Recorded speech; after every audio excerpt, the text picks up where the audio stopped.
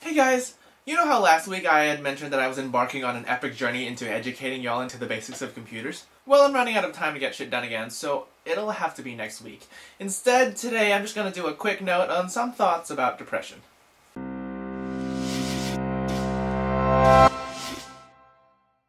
Okay, so, depression exists. I've been hearing some crazy stats like 1 in 10 Americans, which is like 300,000 people, and it's very, very real. It's a disease, plain and simple, and I'm pretty sure that all of you guys watching right now have either been clinically diagnosably depressed at some time in your life, or you know somebody who has. But I'm still getting this general idea from the public that most of you guys don't even really understand what it is. I mean, the common thing that I hear people say is stuff along the lines of, oh, snap out of it. You're just being lazy, or you're making excuses, or you just want to take the drugs. There's all this annoying stigma to it, to the point where there's probably a much larger number of people out there who know that they're depressed, but they're never ever going to talk about it to anybody or seek any help. People still think that depression is like a sign of weakness or an inability to handle the world, or the opposite of that, like it's this debilitating grossness that somehow makes a person less. And you know, I don't really know which is worse. You know, the overly encouraging people who are all like, yeah, just put a smile on your face and your life will just be better. Or the people who don't say anything at all and just look at you like you're a three-legged puppy or something. Definitely, I think it's a lack of understanding about what depression is to begin with. My professor had explained it this way the other day while I was in class learning about it. Think of perception as looking through a funnel. And depression is this, a narrowing of the field. So it's not really that you don't know that there's a whole wide world out there, but there's just all this crap in the way so that you can't see it. Obviously, because this is from a person's point of view, it's more of a matter of perception, so it may not be that way for you when you're experiencing it, and you might think of it in a different way. Another way that people describe it is that it's like having a cloud over your head all the time, or a thick fog that makes it difficult to move on. But the important thing to really understand is that there is a huge difference between actual depression or just being sad and lonely. Just think of it like if you were the kind of person who enjoyed watching Teen Wolf. Just an example. And it made you happy, and reading about fanfiction and reblogging about your OTP on Tumblr just raises your mood in general. And when you don't have that, or when there's an entire fucking year before the next season, damn it, and you've already read all the good eusteric fanfics, it makes you sad. Real depression is when you have that thing and it does make you happy. You could be watching an old episode in glorious HD on your big TV, and Styles and Derek could literally be on top of each other, and part of you thinks this is like the best thing that has ever happened to television, and you don't care.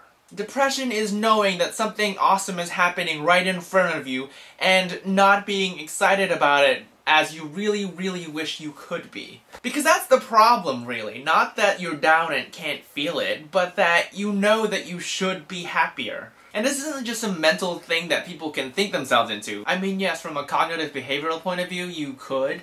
This is a matter of perception, after all. So, you know, from that point of view, if you could change your beliefs, then your perceptions would change as well. I get that.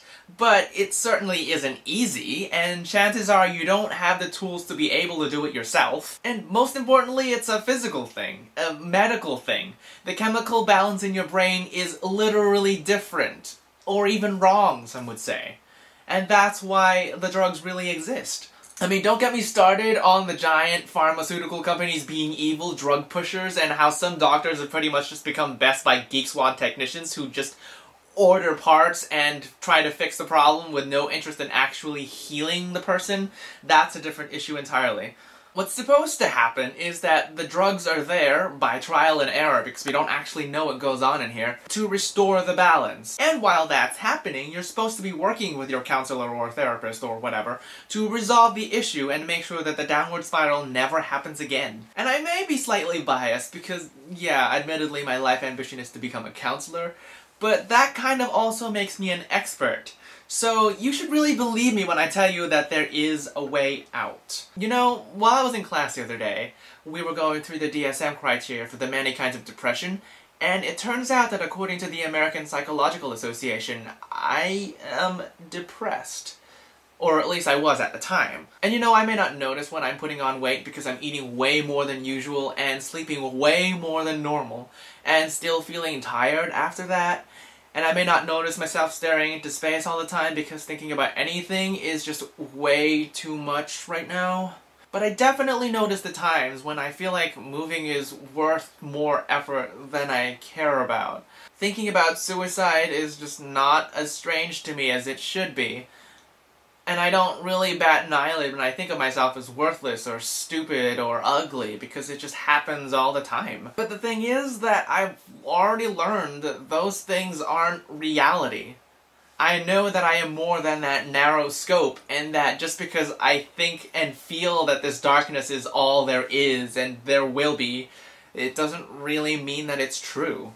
I've sort of gotten it into my head that, you know, that darkness is not who I am, and what I am is still here and still alive, and when the cloud is gone, I will still be there. Granted, it may just be that I'm just so tired of this shit that I don't have anything left but apathy, but let's not think too much. I guess I'm just glad that I've gotten good at figuring out the times when I will be hypomanic so that I can get shit done, or at least that I know how to fake it. And now that I've said that, I feel like I've taken way too much energy to do this. I'm just gonna go read some more fanfics. I'll see y'all next week.